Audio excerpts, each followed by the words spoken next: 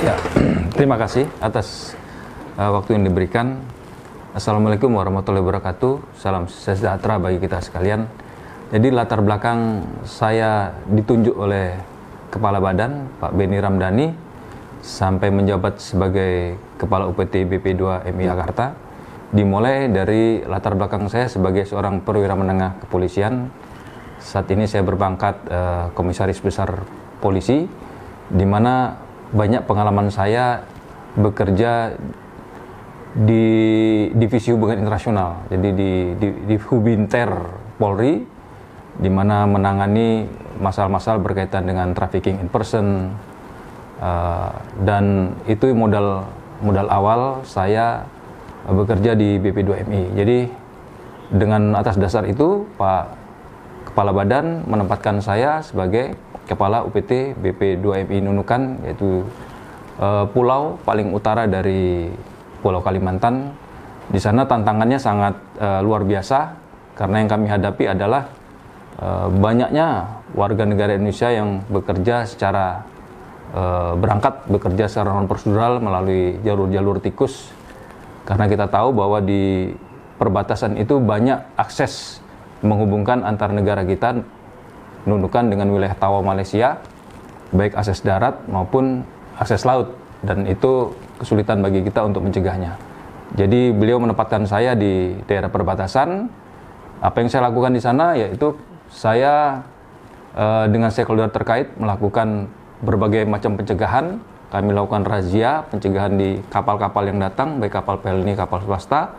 Kami lakukan pencegahan juga di tempat-tempat pelabuhan tradisional yang biasa digunakan untuk warga kita menyeberang bekerja di wilayah Sabah. Kami juga melakukan penertiban razia di penampungan liar di wilayah perbatasan yang jumlahnya ratusan, dan juga di Pulau Sebatik, di mana Pulau Sebatik itu hanya 10 menit itu dengan menggunakan speedboat sudah tiba di Malaysia, di wilayah Tawau.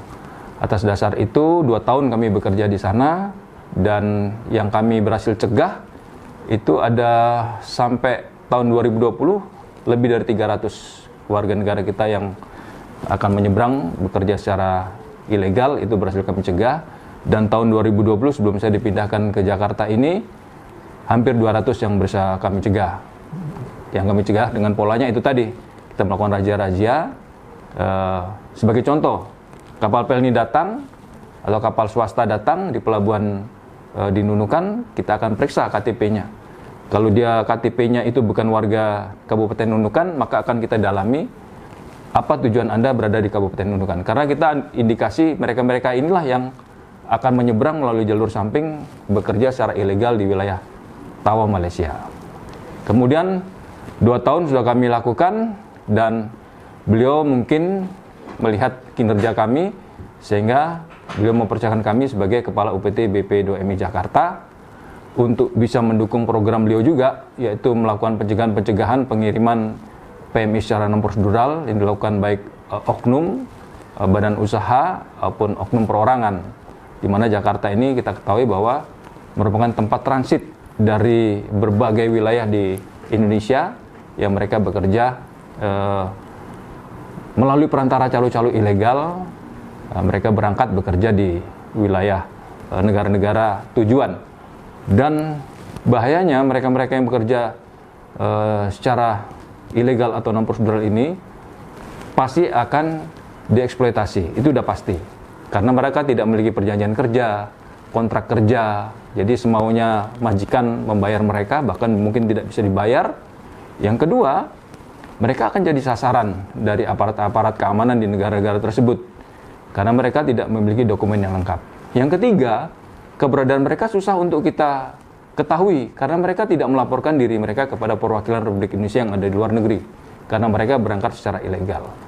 Dan banyak faktor-faktor lainnya yang tentunya akan merugikan mereka sendiri, baik mereka calon pekerja migran Indonesia maupun keluarga-keluarga mereka yang ada di Indonesia. Karena modus yang mereka gunakan oleh para agen-agen yang non prosedural atau agen-agen liar ini, mereka menggunakan jerat berhutang yang tidak akan selesai hutang itu. Pasti semuanya akan dikenakan gajinya akan dipotong dengan alasan sudah digunakan untuk bayar ini itu sampai nanti sampai kapanpun, dan utang itu tidak akan selesai. Dan ini sangat-sangat merugikan warga negara kita yang bekerja melalui jalur-jalur atau secara ilegal ke negara tujuan.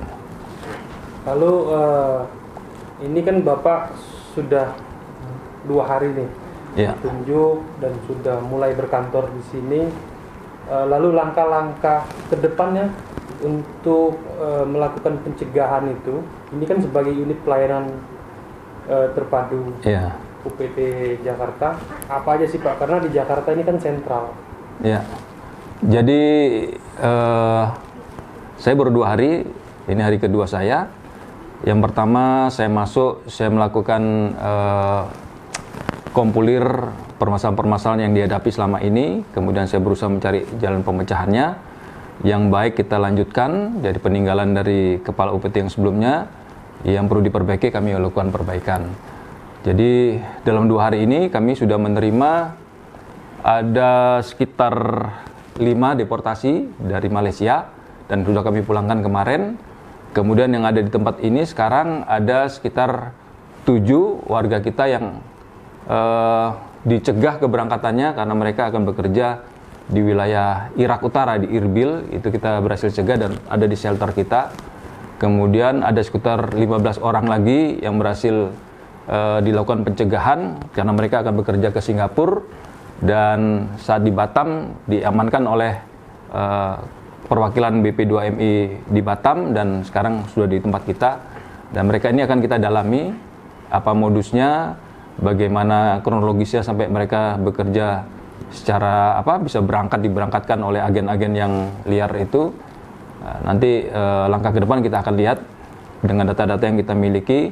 Kita mungkin berusaha untuk kasus ini bisa diproses supaya ada efek jera bagi agen-agen yang liar yang memberangkatkan warga kita secara non prosedural.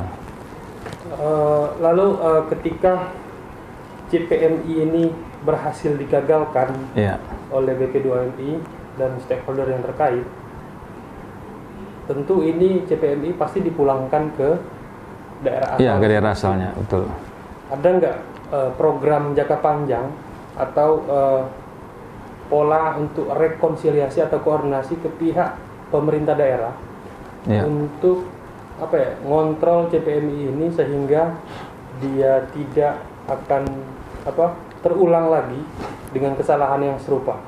Ya, itu pasti akan kita koordinasikan. Sebenarnya di beberapa daerah, itu di kota-kota di Indonesia, itu sudah ada beberapa daerah yang mengeluarkan peraturan daerah Perda, di mana setiap warga mereka yang akan bekerja keluar provinsi, itu wajib mendapat rekomendasi atau surat keterangan dari RT RW setempat, supaya mereka tidak diperjualbelikan atau menjadi korban trafficking. Itu ada beberapa daerah yang sudah melakukan itu. Tetapi ya kita akui memang ada beberapa daerah juga yang belum memperlakukan perda semacam itu. Jadi kita berusaha menghimbau untuk daerah kantong-kantong dari PMI yang ada di Indonesia ini bisa mengeluarkan atau menerbitkan perda itu, sehingga ketika warganya ingin telah bekerja ke luar provinsinya, dan saat kita melakukan pencegahan atau pemeriksaan di tempat-tempat tertentu tadi, kita bisa menemukan bahwa mereka berangkat itu memang tidak tanpa ada rekomendasi atau tanpa izin dari perangkat-perangkat baik kepala desa, RT RW dari tempat mereka berasal. Karena kalau mereka tanpa ada rekomendasi tersebut, bisa jadi mereka berangkat secara liar dan ada indikasi terpengaruh oleh bujuk rayu dari calo-calo. Itu yang kami perlu lakukan ke depannya, supaya masing-masing daerah di mana tempat-tempat PMI ini berada, itu lebih peduli, lebih perhatian kepada warganya yang akan bekerja ke luar provinsi, terutama ke tempat-tempat yang bisa saja diindikasikan tempat-tempat berbahaya, seperti tempat-tempat prostitusi, tempat-tempat dunia hiburan yang marak di beberapa tempat di kota kita, di negara kita. Lalu terakhir, ada nggak target dalam berapa hari ke depan ini untuk dilakukan segera atau mungkin sifatnya urgent? Iya, jadi saya sudah langsung hari pertama saya datang, saya berkoordinasi dengan staf saya, kemudian kami akan memetakan dan sudah memetakan tempat-tempat yang di Jakarta ini yang biasa digunakan sebagai tempat transit calon pekerja migran kita yang akan diberangkatkan oleh agen-agen liar tersebut. Dan mudah-mudahan kita matangkan, anggota kami juga sudah berada di lapangan, dan langkah awal nanti kita akan melakukan sidak atau melakukan pemeriksaan di tempat-tempat tersebut. Kita akan periksa izinnya, penampungannya, izinnya ada atau tidak, dan bagaimana kondisi dia ditampung, bagaimana kondisi calon PMI-nya yang berada di situ, dan apabila ada unsur-unsur pelanggaran baik Undang-Undang Nomor 18 Tahun 2017 maupun Undang-Undang Tindak Pidana Perdagangan Orang, maka kita akan proses sebagaimana aturan hukum yang berlaku. Tentu saja kita bekerjasama dengan aparat hukum terkait, dalam hal ini dengan Barreskrim atau aparat kepolisian yang ada di Jakarta ini.